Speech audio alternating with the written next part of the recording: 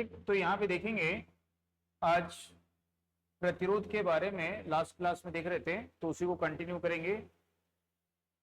तो यदि इस प्रकार से क्वेश्चन आता है कि जैसे मान लीजिए कोई एक ये चालक तार है और इस चालक तार को क्या करते हैं, हम खींचते हैं। तो जब इसके चालक तार को खींचेंगे तो इसकी लंबाई बढ़ जाएगी, लेकिन इसका जो व्यास है, इसकी जो त्रिज्या है वो वहां पे कम हो जाएगी, लेकिन इसके आयतन में कोई परिवर्तन नहीं होगा। तो यहां पे इस तरह के जो प्रश्न होंगे इसमें क्या नियत रहता है, तो इसमें आयतन नियत रहता है, यानी कि आयतन कांस्टेंट रहता है। ठीक, तो यदि किसी चालक तार को हम खींचेंगे बोलेगा या उसको गलाकर दोबारा बनाएंगे, तो उसमें क्या नियत रहेगा, क्या कांस्टेंट रहेगा, आयतन उसका नियत रहेगा, आयतन कांस्टेंट रहेगा। तो इस स्थिति में उसका अब प्रतिरोध कितना हो जाएगा, इस तरह से क्वेश्चन करता है। तो मैं यहां पे स्टेटमेंट लिख रहा हूं, उसको आपको ध्यान में रखना है। तो यदि बोलेगा कि R ओम प्रतिरोध के तार को खींचने या गलाकर दोबारा बनाने से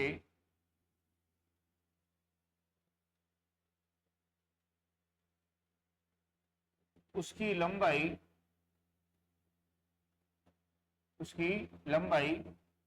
n गुना परिवर्तित हो जाती है।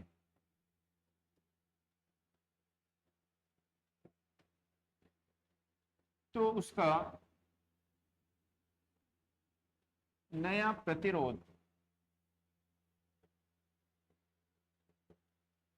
तो उसका जो नया प्रतिरोध होगा वो n² R हो जाता है।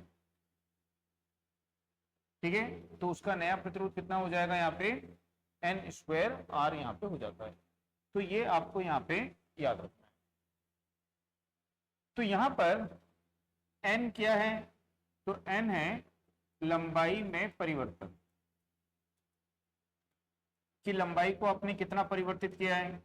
और R क्या है, तो R जो है वो पुराना प्रतिरोध है। ठीक है, तो R जो है वो पुराना प्रतिरोध यहां पे है। तो जैसे एक एग्जांपल लिख लीजिए कि यदि बोला आपको कि 10 ओम प्रतिरोध के तार को गलाकर दोबारा बनाने से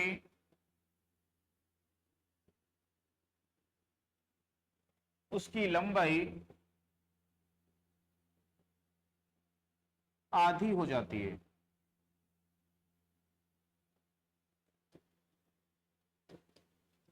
तो उसका नया प्रतिरोध क्या होगा,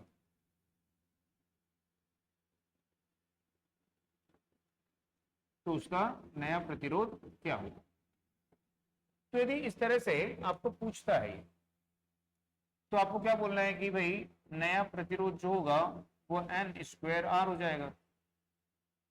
अब उसकी लंबाई कितनी हो जा रही है, वहां पे आधी हो जा रही है, तो n की जगह क्या रख दोगे, आधा, और आधे की घात क्या हो जाएगी, 2, और गुणित पुराना प्रतिरोध कितना है, 10, तो 10/4 यानी कि 2.5 ओम हो जाएगा। तो उसका जो प्रतिरोध है वो पहले से 4 गुना कम हो जाएगा। आगे बात समझ में। तो इसमें से क्वेश्चन बहुत बार आते हैं इसरो वगैरह के एग्जाम में। ठीक है, इसरो में आता है, आपका रेलवे में आएगा, ALP वगैरह में आ सकता है, और आपका जो है DRDO वगैरह में आता है। तो बहुत से एग्जाम में इसमें से क्वेश्चन आते हैं। तो यहाँ पे क्या नियत रहता है, आयतन नियत रहता है इस प्रकार के प्रश्न। ठीक, नोट कर लिए। अब इसी में ही दूसरा यदि पूछता है, तो दूसरा यदि बोलता है कि 8 ओम प्रतिरोध के तार को जलाकर दोबारा बनाने पर उसकी त्रिज्या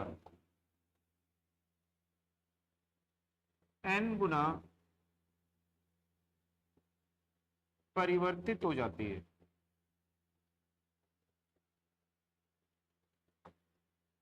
तो उसका नया प्रतिरोध क्या होगा, या सीधा लिख देते हैं उसका नया प्रतिरोध, तो जो नया प्रतिरोध है वो जाएगा पुराना प्रतिरोध बटा n की घात 4 हो जाता है। तो दोनों में क्या अंतर है, तो पहले वाले में बोला लंबाई n गुना परिवर्तित होती है, और इसमें क्या बोला है कि उसकी त्रिज्या जो है वो n गुना परिवर्तित होती है। तो जब त्रिज्या की बात करेगा, त्रिज्या n गुना परिवर्तित हो रही है, ठीक है, तो उसके लिए इसका यूज करेंगे।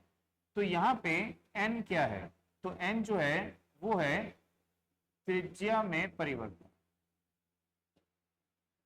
त्रिज्या में परिवर्तन, ठीक। तो जैसे कि आपको एक एग्जांपल ले लेते हैं यहाँ पे, जैसे बोला कि 10 ओम प्रतिरोध के तार को गलाकर दोबारा बनाने पर उसकी त्रिज्या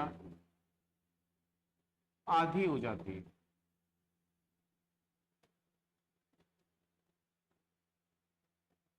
तो उसका प्रतिरोध कितना होगा,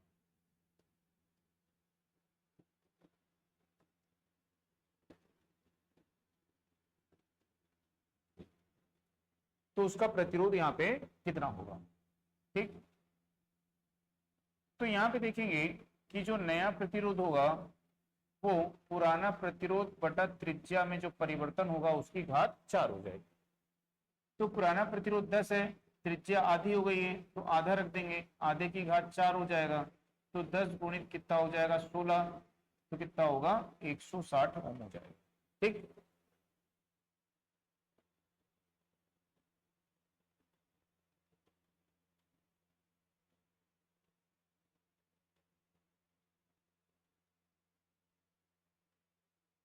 तो नोट कर लिए इसको।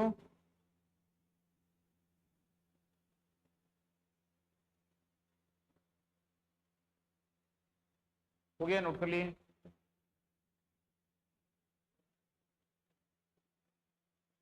अब इसी में ही और क्वेश्चन यहाँ पे देखते हैं।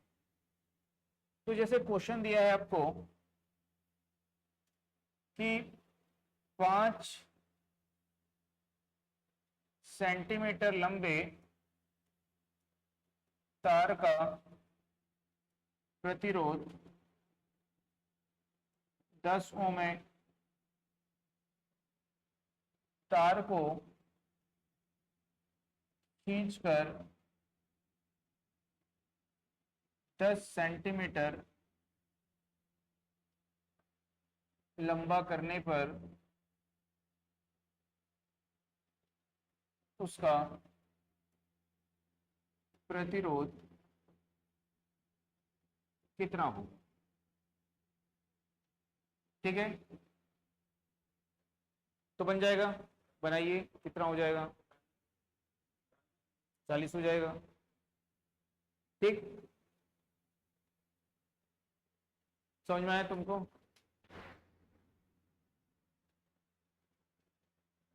तो जहां भी खींचने का शब्द आएगा या गलाकर बनाने का शब्द आएगा, ठीक है, तो उसकी किस में परिवर्तन हो रहा है, देखो लंबाई में परिवर्तन हो रहा है, ठीक।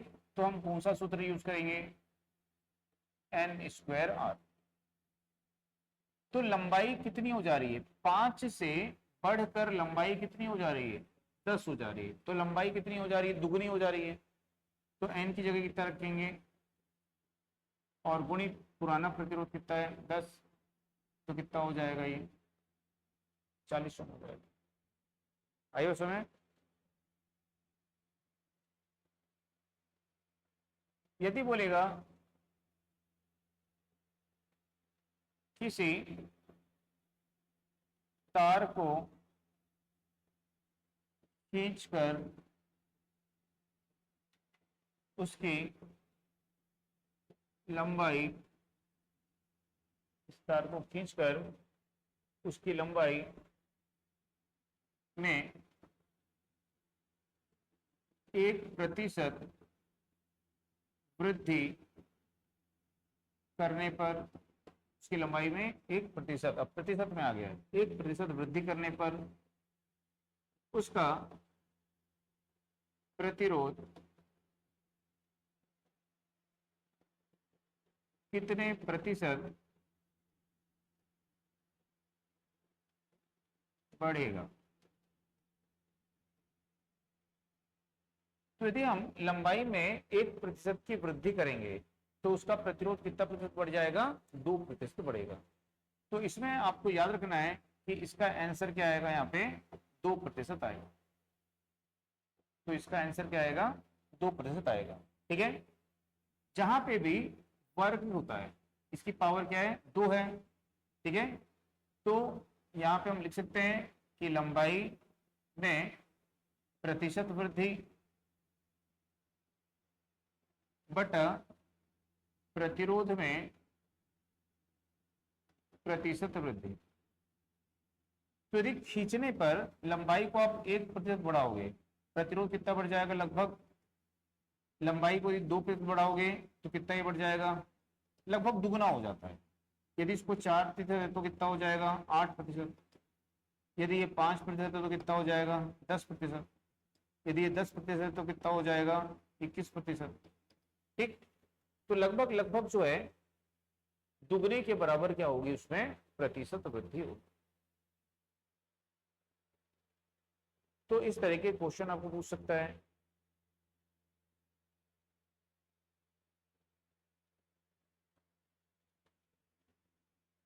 नेक्स्ट क्वेश्चन देखते हैं कि 10 का 21 हो जाता है। ठीक है, 10 में क्या होता है, 11 आता है, उसकी पावर क्या हो जाती है, 21 हो जाती है। तो यहां पे हम देखेंगे कि 10 ओम जो है, 10 ओम के तार को खींचकर लंबाई का 1/10 भाग बढ़ाने पर उसका प्रतिरोध कितना होगा।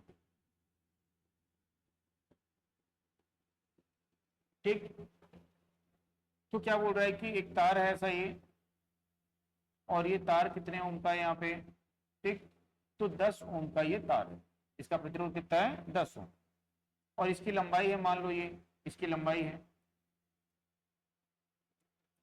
तो बोल रहा है इसको खींचना है, और खींच करके कितना बढ़ाना है, तो लंबाई का 1/10। तो लंबाई कितनी है, L, तो कितना बढ़ाना है इसको, तो लंबाई का 1/10वां भाग बढ़ाना। ठीक, तो यहां पे अब इसकी कुल लंबाई कितनी होगी, कुल लंबाई,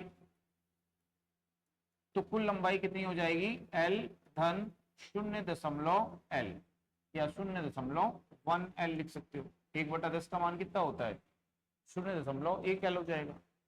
तो कितनी हो जाएगी ये, 1.1L हो जाएगी। आई बात समझ में। तो लंबाई में कितना गुना परिवर्तन हुआ, यदि पहले लंबाई थी 10 मीटर, अब 10 से 11 हो गई, तो कितना गुना परिवर्तन हुआ, तो 1.1 गुना परिवर्तन, है कि नहीं, बात में आ गई। तो कितना गुना परिवर्तन हुआ, 1.1 गुना लंबाई बढ़ गई, ये बोलेंगे यहाँ पे। तो नया प्रतिरोध क्या हो जाएगा, तो एन स्क्वायर गुणित पुराना प्रतिरोध, ओल्ड पुराना प्रतिरोध। तो लंबाई में कितना गुना परिवर्तन हो रहा है, 1.1 गुना परिवर्तन हो रहा है। पुराना प्रतिरोध कितना है 10, तो 1.21 121 हो जाएगा ना, 11 का वर्ग, और कितना आ जाएगा 12.1। तो इसका आंसर कितना आ जाएगा 12.1। तो इस तरह के जो क्वेश्चन है वो इसमें से आपको आ सकते हैं। ठीक है, तो ये सब क्वेश्चन आपको ध्यान में रखना है।